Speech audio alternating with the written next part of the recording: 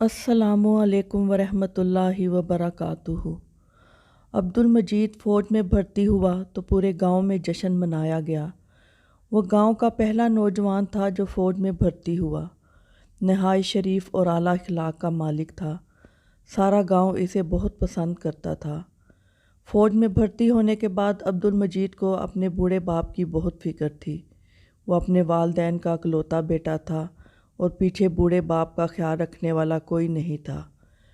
کچھ ہی دنوں بعد عبدالمجید نے ایک سمینہ نامی لڑکی سے شادی کر لی۔ اس نے اپنی بیوی کو نصیحت کی کہ میری غیر موجودگی میں میرے والد کا خیال رکھنا۔ شروع کے دنوں میں تو سمینہ نے اس کے والد کا بہت خیال رکھا، مگر پھر کچھ عرصہ بعد وہ اس خدمت سے تنگ آ چکی تھی۔ وقت پر دوائی دیتی اور نہ ہی اس کی صفائی کا خیال رکھتی۔ اب تو وہ اس حد تک تنگ آ چکی تھی کہ ایک حکیم سے کہہ کر ایسی ادویات دینا شروع کر دیں جس کے اثرات مضر تھے، اور چند دنوں کے بعد اس کا والد چل بسا۔ ابھی عبدالمجید اپنے والد کا غم نہیں بھولا تھا کہ ایک اور مصیبت اس پر آن پڑی۔ وہ آنکھوں کی ایک پراسرار بیماری میں مبتلا ہو چکا تھا، ایک ایسی بیماری جس سے اس کے آنکھوں کی بینائی آہستہ آہستہ کم ہونے لگی اور بالآخر مکمل طور پر نابینا ہو گیا اور نوکری سے فارغ ہو کر گھر میں بیٹھ گیا۔ سرکار کی طرف سے اسے پینشن ملتی رہی، مگر سمینہ کے لیے ایک اندھے شوہر کو برداشت کرنا آسان نہیں تھا۔ اسے کچھ نظر تو نہیں آتا تھا، مگر طنز بھرے لہجے اور باتوں سے اچھی طرح اندازہ ہو گیا تھا کہ میں اپنی بیوی پر بوجھ ہوں، مگر وہ مجبور تھا۔ اس کا کوئی اپنا نہیں تھا۔ جو گاؤں والے اس کے اخلاق کے گیت گاتے تھے، اب وہ بھی مصیبت میں چھوڑ گئے تھے۔ سمینہ کو دوبارہ اس حکیم سے مدد لینی پڑی۔ وہ اپنے شوہر سے بھی چھٹکارا چاہتی تھی۔ حکیم نے اس شرط پر اس کی مدد کرنے کی حامی بھری کہ فوجی کی موت کے بعد وہ اس سے شادی کر لے گی۔ حکیم نے سمینہ کے دل کی بات کر ڈالی تھی۔ اصل میں تو سمینہ خود بھی حکیم کو پسند کرتی تھی۔ روز کی ملاقاتیں ہونے لگیں۔ حکیم نے اسے ایک ایسی دوا دی جو آہستہ آہستہ انسان کے گردوں کو ناکارہ بنا دیتی تھی۔ اب سمینہ وہ دوائی چائے میں ملا کر اپنے شوہر کو دینے لگی۔ آدھی رات کو عبدالمجید کی طبیعت بہت خراب ہوئی۔ سمینہ کو علم ہو چکا تھا کہ اب یہ نہیں بچے گا۔ وہ حکیم کی طرف بھاگی۔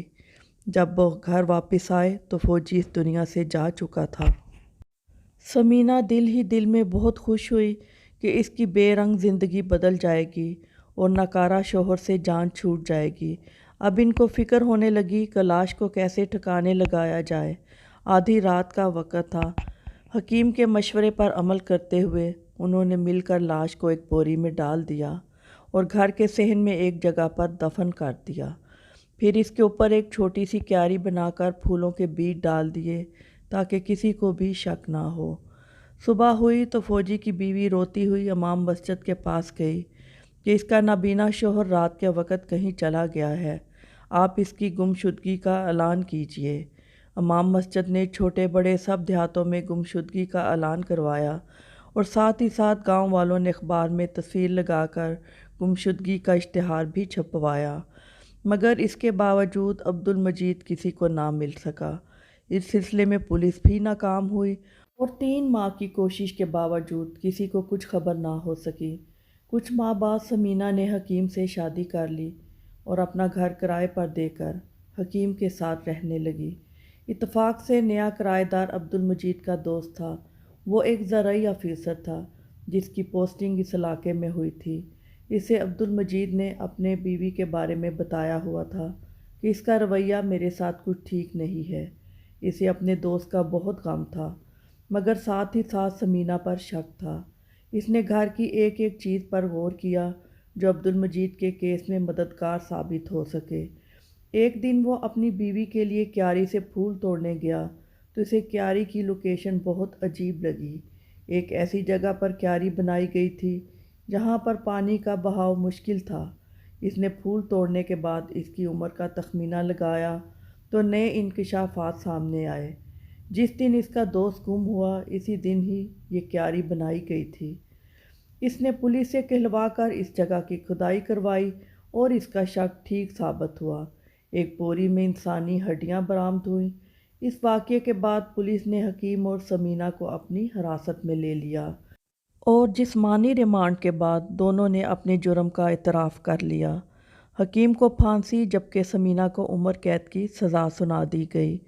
ویڈیو کو لائک کیجیے گا اور مزید اچھی ویڈیوز کے لیے چینل کو سبسکرائب کیجیے گا۔ بہت شکریہ۔ اللہ حافظ۔